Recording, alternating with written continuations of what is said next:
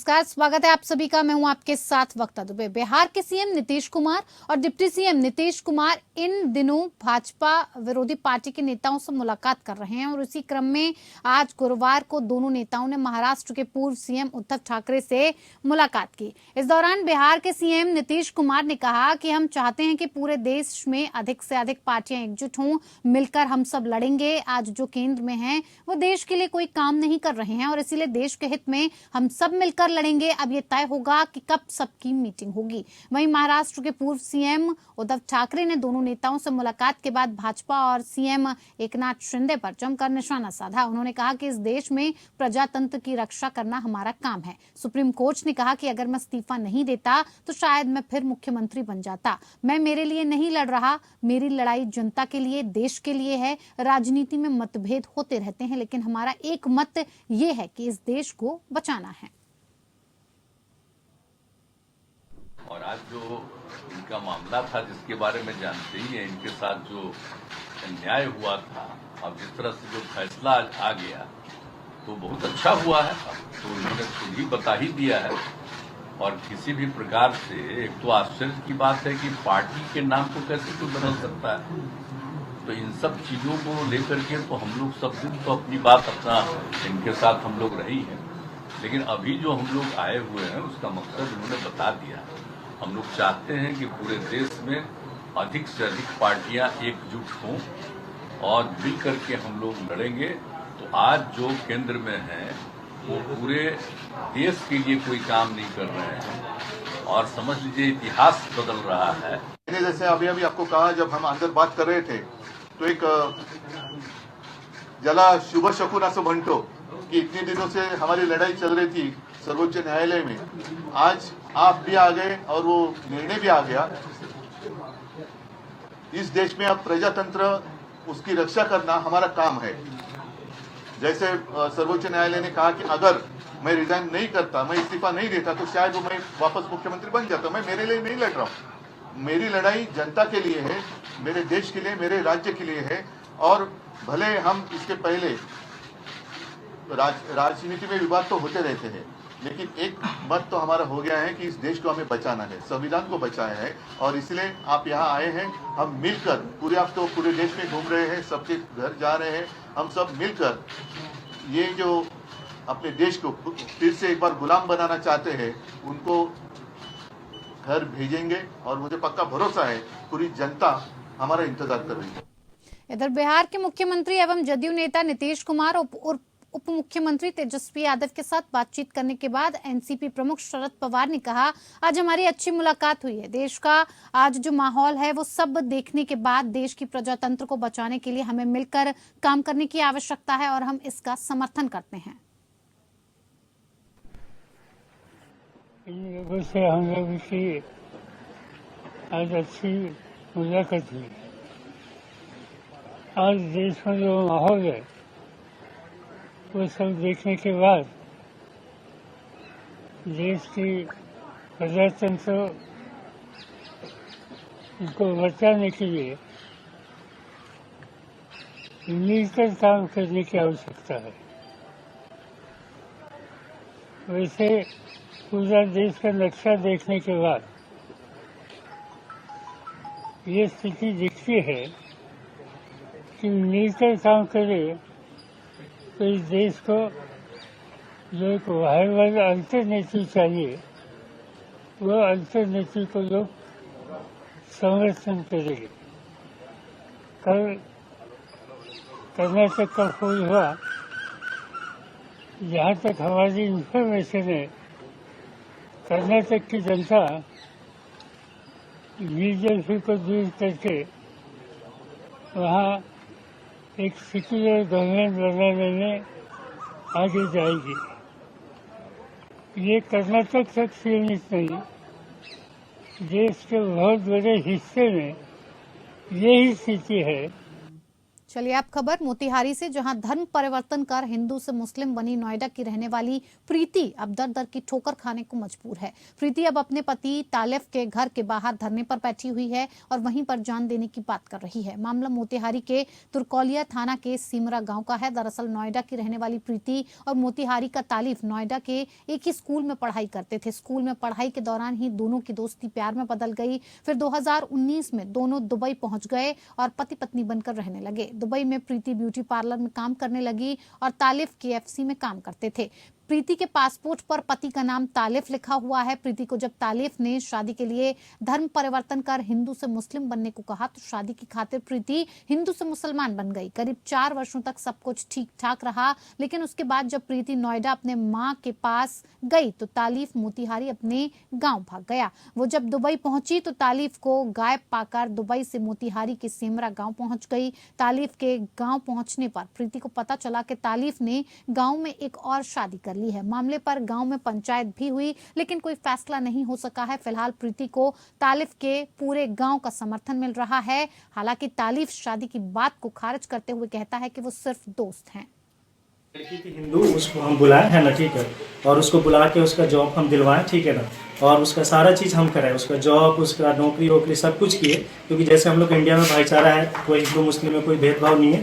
तो एक दोस्त के नाते हम उसको बाहर बुला के उसका जॉब दिलवा दिए, क्योंकि वो रो के भी बोली है। देखिए वीडियो होगा तो इस फ़ोन में हम वीडियो भी दिखा देते हैं आपको। देखिए इस तरह से वो रो के मेरे पास वीडियो की है कि हम परिवार में से बहुत लाचार हैं, हम पैसे की ज़रूरत है, माँ बाप बहुत परेशान है, तो इस वजह से मुझे नौकरी दिला दी। तो देखिए ये वीडियो है उसका, तो हम नौकरी उसको दिला दिए, उसको सारा कुछ कर दिया।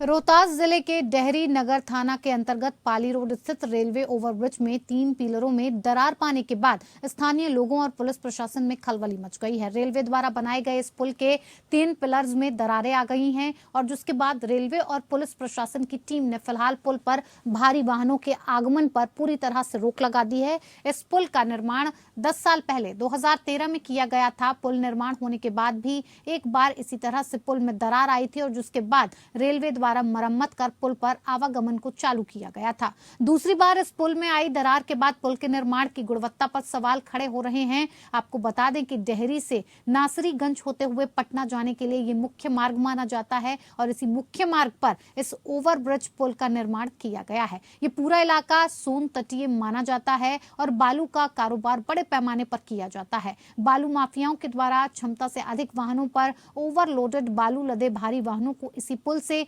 परिचालन किया जाता है और जिसके कारण भी पुल पर ओवरलोड होने के कारण क्षतिग्रस्त होने की संभावना जताई जा रही है।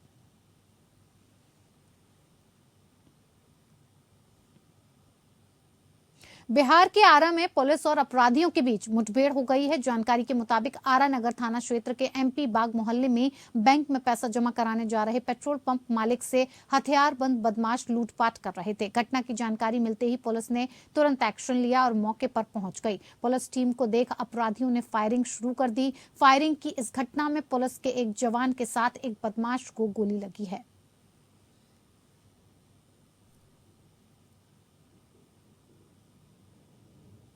चलिए अब खबर छत्तीसगढ़ से। छत्तीसगढ़ के मुख्यमंत्री ने भूपेश बघेल ने बीजेपी पर हमला बोलते हुए कहा कि कर्नाटक चुनाव पर पूरे देश की निगाहें लगी हुई हैं। मुझे उम्मीद है कि भाजपा को 13 तारीख को सबक मिलेगा। कर्नाटक में बजरंग बली का आशीर्वाद किसको मिलेगा पूछने पर सीएम बघेल ने कहा कि निश्चित तौर पर बजरंग बली का आशीर्वाद कांग्रेस को मिलेगा, क्योंकि बजरंग बली का गदा अत्याचारी और भ्रष्टाचारियों के खिलाफ ही चलता है। नारायणपुर में भाजपा आदिवासियों से लड़ा रही है। इस पर कटाक्ष करते हुए कहा कि भाजपा के पास लड़ाने के अलावा और कोई दूसरा काम नहीं है। बस्तर के लिए भाजपा ने कुछ किया नहीं, लोग पलायन के लिए मजबूर हैं। हमने बस्तर की संस्कृति को संरक्षित करने का काम किया है। आदिवासियों की आय कैसे बढ़े इसको लेकर काम कर रहे हैं और इससे बस्तर में अमन चैन लौट रहा है, शांति बहाल हो रही है, जो भारतीय जनता पार्टी को बर्दाश्त नहीं है। छत्तीसगढ़ के शासकीय विभागों में भ्रष्टाचार इस कदर हावी है कि पीड़ित को अपने घर बार बेचने की नौबत भी आन पड़ती है। ऐसा ही एक मामला राजनांदगांव जिले में आया है, जहां दुर्ग के आरटीओ विभाग की कार्रवाई और भ्रष्टाचार के चलते जिले की एक महिला विधायक को अपने सोने का मंगलसूत्र उतार कर देना पड़ गया। दरअसल राजनांदगांव जिले के खुज्जी विधानसभा क्षेत्र के अंतर्गत एक किसान दूलचंद राजनांदगांव में धान बीज लेने अपने पिकअप वाहन से पहुंचा हुआ था और इस दौरान धान बीज लेकर जब किसान अपने घर जा रहा था तो जिले के जंगलपुर के समीप आरटीओ विभाग दुर्ग फ्लाइंग स्क्वाड ने किसान के वाहन को ओवरलोड बताकर रोक लिया। महिला विधायक का आरोप है कि इस किसान के वाहन को ओवरलोड बताकर 42,000 रुपए का चालान कर दिया गया, जबकि मौखिक रूप से गाड़ी छोड़ने के लिए 52,000 रुपए की डिमांड की गई। किसान ने जब इस बात की सूचना विधायक को दी तो विधायक राजनांदगांव आरटीओ दफ्तर पहुंच गई। यहां विधायक ने दुर्ग की किसी महिला आरटीओ अधिकारी से बात की, लेकिन महिला आरटीओ अधिकारी ने कहा कि रुपए तो देने ही पड़ेंगे, जिसके बाद खुज्जी विधानसभा क्षेत्र से कांग्रेस विधायक छन्नी साहू ने 52,000 रुपए नहीं होने का हवाला देते हुए अपने गले का मंगलसूत्र उतारकर राजनांदगांव आरटीओ दफ्तर के टेबल पर रख दिया और इस मंगलसूत्र को बेचकर चालान के पैसों की भरपाई करने और शेष पैसे बच जाने पर रुपए वापस कर देने की बात कहकर वहां से निकल पड़ी। विधायक ने नगद राशि होने पर इसका हवाला देकर अपना मंगलसूत्र आरटीओ विभाग में छोड़ दिया और इस मामले की खबर जब विभागीय अधिकारियों को पड़ी तो खलबली मच गई और उसके बाद देर रात तक विभागीय अधिकारी कर्मचारी विधायक का मंगलसूत्र लौटाने का प्रयास करते रहे, लेकिन विधायक अपने गांव चली गई। देखिए, आज मेरे क्षेत्र का किसान है राम तरई का, मेरा कार्यकर्ता भी है। वो धान बीज लेने के लिए पिकअप गाड़ी में राजनांदगांव आए थे और धान खरीद कर वो वापस अपने घर के लिए जा रहा था और जंगलपुर के आसपास आरटीओ विभाग के अधिकारी ने गाड़ी को रोका कि ओवरलोड गाड़ी है। ऐसे करके 42,000 का चालान काटा। 42,000 का चालान काटा और मौखिक रूप से बोले कि 52,000 पैसा देना पड़ेगा। अब मेरे कार्यकर्ता और किसान भी है, मेरा कार्यकर्ता क्यों ना रहे, अपने क्षेत्र के किसान क्यों ना रहे, जो मतदाता है तो मेरे लिए सब सामान्य है। अब फोन लगाए कि ऐसा ऐसा हुआ है मैडम करके, तो मैं सीएम साहब के कार्यक्रम में थी। मैं आरटीओ विभाग के अधिकारी से बात भी की कि देख लीजिए अपना क्षेत्र का किसान है, अब छोड़ दीजिए करके। तो छोड़े नहीं। 1 घंटा के बाद फिर मैं लगाई क्या हुआ करके, तो बोले कि अभी तक गाड़ी छोड़े नहीं है। मैं सीधे आरटीओ विभाग ऑफिस में पहुंची और जो चालान काटे थे कोई दुर्ग का महिला अधिकारी है। रायपुर शहर में लगे यूनिपोल मामले में पत्रकार वार्ता कर नगर निगम नेता प्रतिपक्ष मीनल चौबे ने आरोप लगाया कि महापौर ने 27 करोड़ रुपए के घोटाले का आरोप संबंधित एजेंसी पर लगाया है और उस गड़बड़ी पर लंबे समय तक महापौर की चुप्पी उन्हें संदेह के दायरे में ला रही है। महापौर स्वयं मान रहे हैं कि निगम के अधिकारी भ्रष्ट हैं और वो पूरे प्रमाण के साथ आरोप लगा रहे होंगे, तो वे इस विषय में जांच समिति की नौटंकी छोड़कर सीधे तथ्यों के साथ संबंधित अधिकारियों के खिलाफ एफआईआर क्यों नहीं करवा रहे। उन्होंने कहा कि महापौर स्वयं घोटाला किंग हैं। डिवाइडर घोटाला, बूढ़ा ताल फव्वारा घोटाला और राउतपुरा फेज 2 घोटाला में महापौर मौन हैं। मीनल चौबे ने कहा कि संदेह है कि ईडी की कार्रवाई से घबराकर 2000 करोड़ रुपए के शराब घोटाले में संभावित संलिप्तता से जनता का ध्यान भटकाने की कोशिश में ये जांच का दिखावा कर रहे हैं। महापौर जी कभी 27 करोड़ रुपए के यूनिपोल घोटाले का आरोप लगा रहे हैं, दूसरे दिन वो 50 करोड़ रुपए के यूनिपोल के घोटाले का आरोप लगा रहे हैं। महापौर जी नगर निगम के मुखिया हैं। अगर वो कोई भी आरोप लगा रहे हैं तो हमको यकीन है कि सारे प्रमाण उनके पास उपलब्ध होंगे, तो फिर सीधे संबंधित अधिकारी जिनके ऊपर वो आरोप लगा रहे हैं उनके खिलाफ एफआईआर क्यों नहीं करवा रहे हैं। आयुक्त की गड़बड़ी के लिए जांच कमेटी बताई गई है, उसमें अपर आयुक्त को जांच कमेटी में रखा गया है। मैं आप लोगों से पूछना चाहूंगी, क्या कोई अपर आयुक्त के कार्यों की जांच कर सकता है या कलेक्टर के कार्यों की जांच कर सकता है? तो पूरा जो जांच कमेटी बनी है वो फर्जी है, गड़बड़ी है। महापौर स्वयं को बचाने के लिए इस प्रकार की जांच कमेटी का गठन कर रहे हैं। छत्तीसगढ़ माध्यमिक शिक्षा मंडल ने कक्षा 10वीं और 12वीं का परीक्षा परिणाम घोषित किया है और जिसमें राजनांदगांव जिले से 3 विद्यार्थियों ने टॉप 10 में अपनी जगह बनाई है। कक्षा 10वीं में जिले के डोंगरगांव क्षेत्र से रोशन सिन्हा ने 9वां स्थान हासिल किया है। वहीं कक्षा 12वीं में आंचल कसार को 7वां और ख्याति साहू को 9वां स्थान मिला है। टॉप 10 सूची में नाम आते ही तीनों विद्यार्थी खुशी से झूम उठे। वहीं घर परिवार में खुशी का माहौल बना हुआ है। राजनांदगांव शहर के इंदिरा नगर क्षेत्र में रहने वाली गायत्री स्कूल की कक्षा 12वीं की छात्रा ख्याति साहू ने 95.60% अंक प्राप्त कर टॉप 10 में 9वां स्थान प्राप्त किया है। इस उपलब्धि का श्रेय उन्होंने अपने माता पिता सहित अपने गुरुजनों को दिया है। अधिवक्ता बनने की तमन्ना पाले ख्याति साहू का कहना है कि कड़ी मेहनत से सफलता जरूर मिलती है।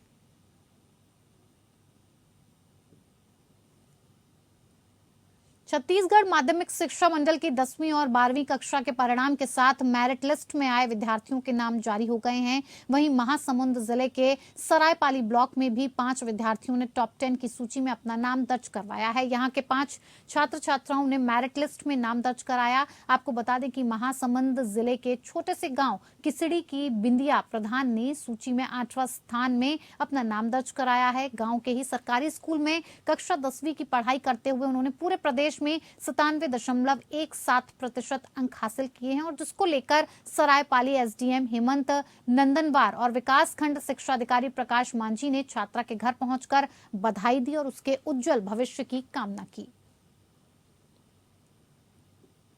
कांकेर शहर के गलियों में बेखौफ घूमते भालू से लोगों में खौफ है। कांकेर के एकता नगर में भालू दिखने से लोगों में हड़कंप मचा हुआ है और लोग अपने घरों में दुबक गए हैं। दिन हो या रात, कभी भी भालू के शहर में आने से लोगों में दहशत है।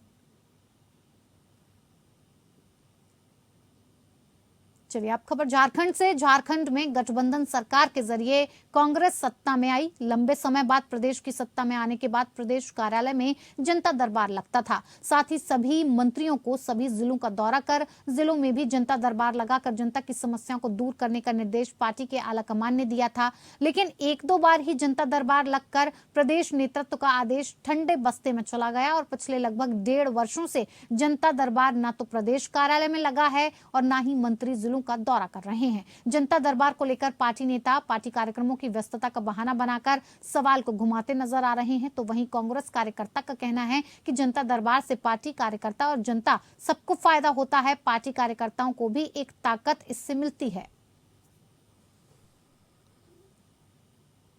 राजस्थान कांग्रेस में चल रहे सियासी घटनाक्रम के बीच पूर्व केंद्रीय मंत्री भंवर जितेंद्र सिंह का बयान सामने आया। उन्होंने कहा कि इस पूरे घटनाक्रम पर मैं कुछ भी नहीं कहूंगा, सबकी अपनी अपनी राय है। वो बुधवार को अलवर जिले के बहरोड में एक शादी समारोह में भाग लेने के लिए आए थे। भंवर जितेंद्र सिंह ने इस दौरान मीडिया से बात करते हुए कहा कि राजस्थान सरकार की कल्याणकारी योजनाओं का गुणगान देश नहीं विदेशों में भी हो रहा है और अलग अलग राज्यों के लोग उन कल्याणकारी योजनाओं के बारे में जानकारी लेने राजस्थान आ रहे हैं। सचिन पायलट की राजस्थान में शुरू हुई यात्रा पर उन्होंने कहा कि वो उनकी निजी यात्रा है। वहीं बहरोड विधायक के द्वारा खेल किट मामले में भ्रष्टाचार के सवाल पर उन्होंने कहा कि हाँ, मेरी जानकारी में आया है, इसे लेकर सरकार ने जांच बिठा दी है। जो भी जांच में सामने आएगा उसके खिलाफ कार्रवाई की जाएगी। साथ ही भंवर जितेंद्र सिंह ने बताया कि 12 तारीख को मुख्यमंत्री अशोक गहलोत अलवर आ रहे हैं, जो 2 बड़ी सौगात देने वाले हैं, जिसमें अलवर में मिनी सचिवालय का उद्घाटन और टपूकड़ा में महंगाई राहत शामिल है।